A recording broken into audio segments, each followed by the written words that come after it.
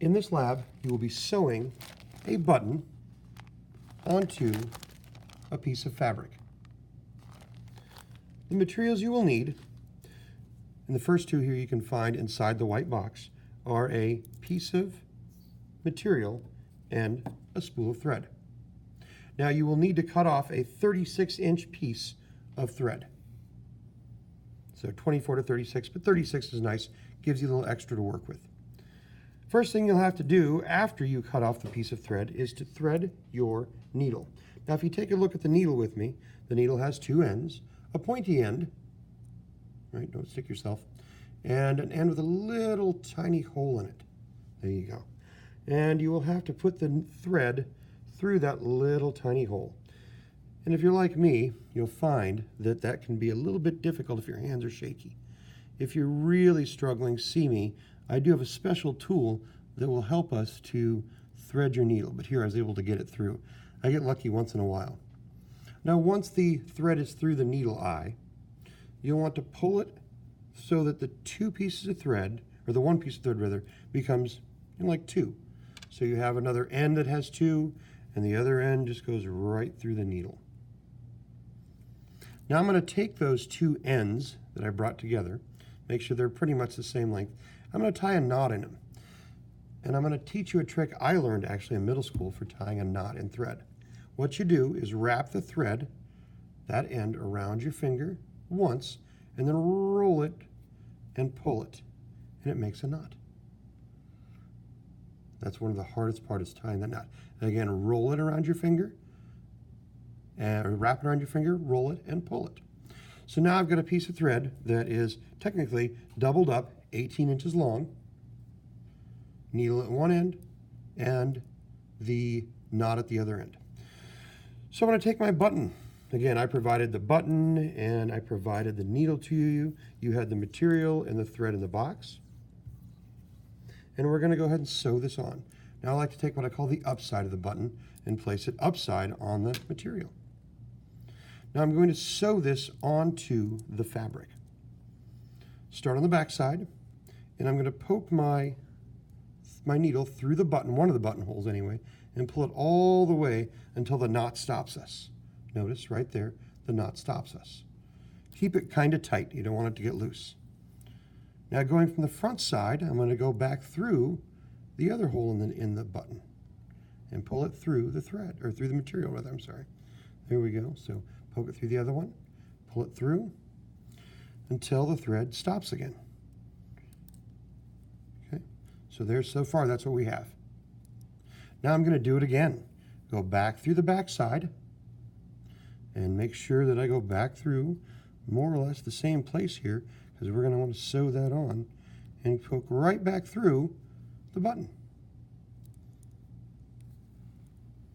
Pull, pull, pull. Be careful of your thread. Sometimes it wants to wrap around the material. Pull, pull, pull until it gets tight again. Notice, here we go. Then we're going to go back through, right from the front side. Not the back side, like I almost did there. Back through the front side. Pull it through. Pull it tight. My finger's going there. There we go. Pull it through, pull, pull, pull.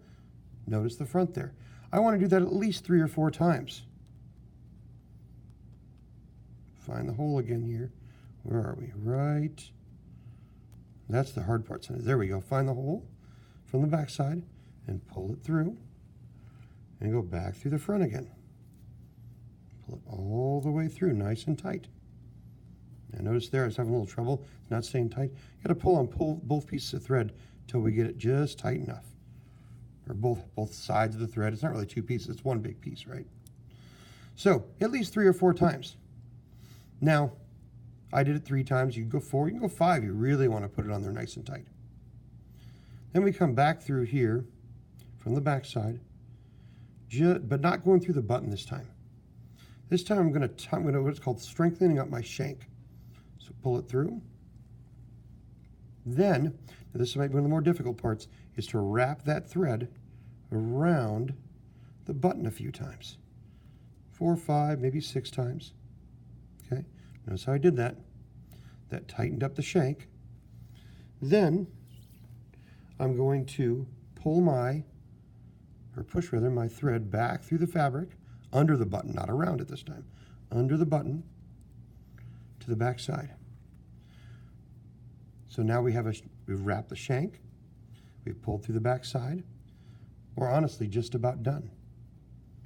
You can come through one of these threads in the back. This is the part I like to do here.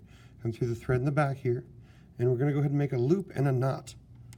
Pull it through, pull it through the loop you created here, and we're going to pull that and pull that and pull that until it's tight. Nice and easy here. See, I got a little snag there. Again, that does happen.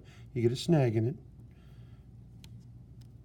Pull it and pull it and pull it until we get it tight. Now I've got a little excess here that didn't want to come through with me, so I've got it a little bit stuck, and that's okay when that happens. This is probably, for many of you, this will be your first time sewing a button on. And I will admit, because of my shaky hands, I do struggle a little bit with that. Then we're going to take those two, and I've got that little bit of excess. I'm going to have to leave it because I can't get it undone. Take my scissors and come back and cut off the excess, cut the thread.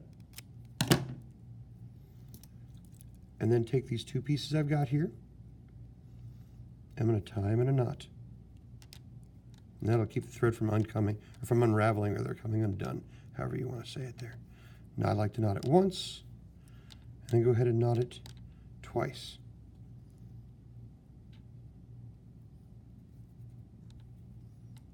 There we go. And then take those two pieces and cut off the extra there. Unfortunately, I have a little bit extra left over from that knot I couldn't pull all the way through, but from the front side, it looks pretty daggone good. Got it sewn on, got the shank. And as I noted, you know, in your pink binder, if you take a look, there's a really nice example from a student with way steadier hands than I have. And you can see how clean and nice that backside looks too. A little bit, you know, not perfect, but again, we're just sewing on a button here, learning a new skill. You'll find this most useful probably when you're trying to sew maybe a button back on a shirt that came off. Instead of having to throw away your shirt, you can fix that now. These instructions are also in your pink binder, but again, you're welcome to watch, pause the video, and again, ask for help if you need to. There you go, sewing on a button.